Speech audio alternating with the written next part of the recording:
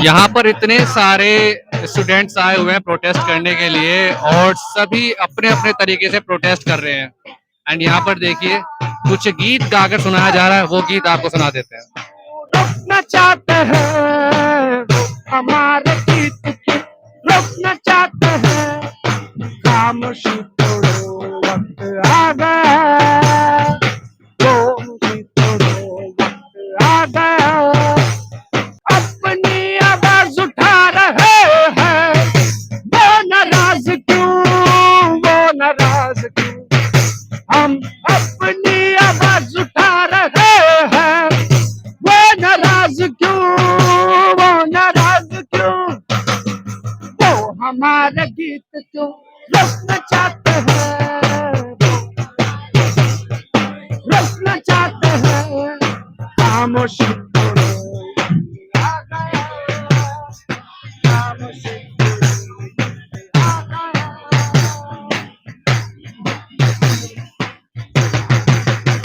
हम अपनी आवाज उठा रहे हैं, वो नाराज क्यों, वो नाराज क्यों, हम अपनी आवाज उठा रहे हैं, वो नाराज क्यों, वो नाराज क्यों, वो हमारे गीत, वो हमारे रोकना चाहते हैं, खामोशी आ गया, खामोशी आ गया,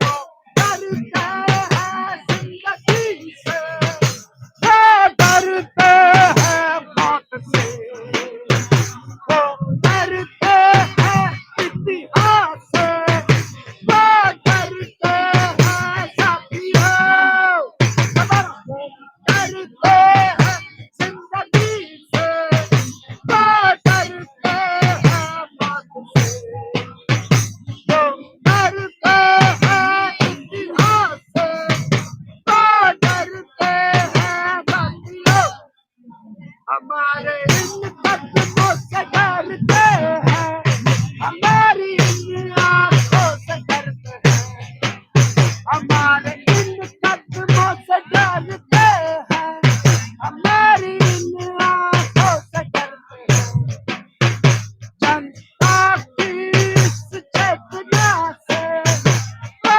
डरते हैं साथियों, वो हमारे गीत, वो हमारे रोकना चाहते हैं, खामोशी आ गया, खामोशी आ गया, खामोशी आ गया।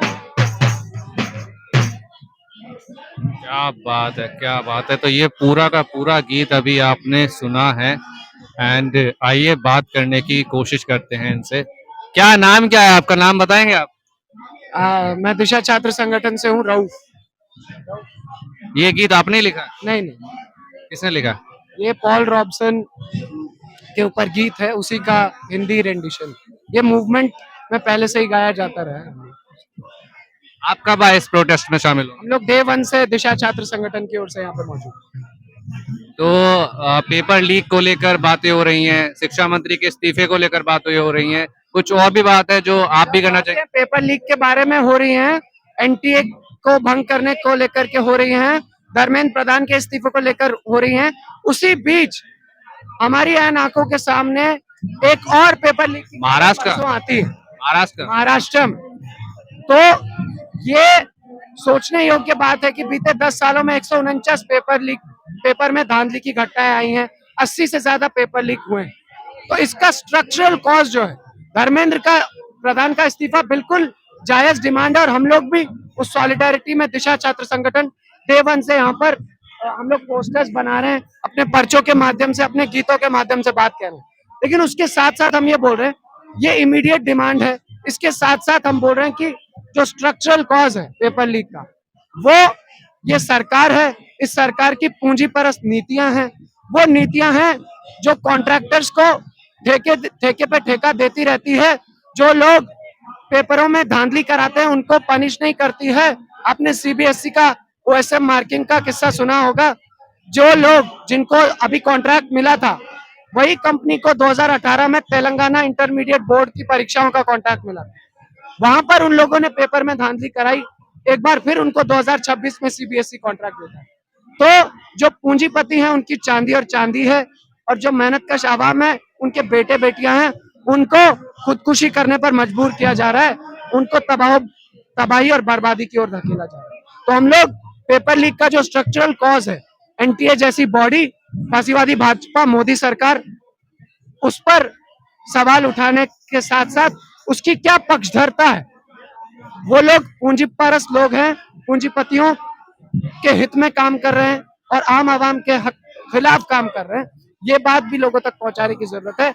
इस प्रोटेस्ट को जंतर मंतर पर बिल्कुल रोज हम लोगों को इसी तरह से, जब तक हमारी मांगे पूरी नहीं हो जाती है, हम लोग को चालू रखना चाहिए। लेकिन इसके साथ साथ साइमल्टेनियसली उस आबादी के बीच में जाना चाहिए, ऐसे रेजिडेंशियल एरियाज में जाना चाहिए, मुखर्जी नगर से लेकर के ओआरएन, राजेंद्र नगर या लक्ष्मी नगर, जहां पर भी बच्चे तैयारियां करते हैं या जहां पर भी मेहनतकश लोगों के बेटे बेटियां हैं, वो लोग इस इश्यू से रेजोनेट करेंगे, क्योंकि पेपर लीक एक वास्तविकता है, पेपर लीक की घटनाएं वास्तविकता है, उससे वाकई लोग प्रभावित होंगे। तो वो लोग भी इस आंदोलन से जुड़ेंगे। तो जंतर मंतर के साथ साथ साइमल्टेनियसली इस आंदोलन को और व्यापक बनाने की जरूरत है। आज सोनम वांगचुक भी यहाँ पर आ चुके हैं, क्या लगता है प्रोटेस्ट और मजबूत होने जा रहा है? प्रोटेस्ट मजबूत होता है जनता की जुझारू एकजुटता से। तो अगर जनता इसी तरह से जुझारू रूप से एकजुट होती है, अगर हम लोग अपनी मांगों को लेकर के फौलादी एकजुटता कायम करते हैं, अगर जंतर मंतर के साथ साथ हम लोग रेजिडेंशियल एरियाज में जा करके भी लोगों को मोबिलाइज कर पाने में सफल होते हैं, तो बिल्कुल ये प्रोटेस्ट सफल हो।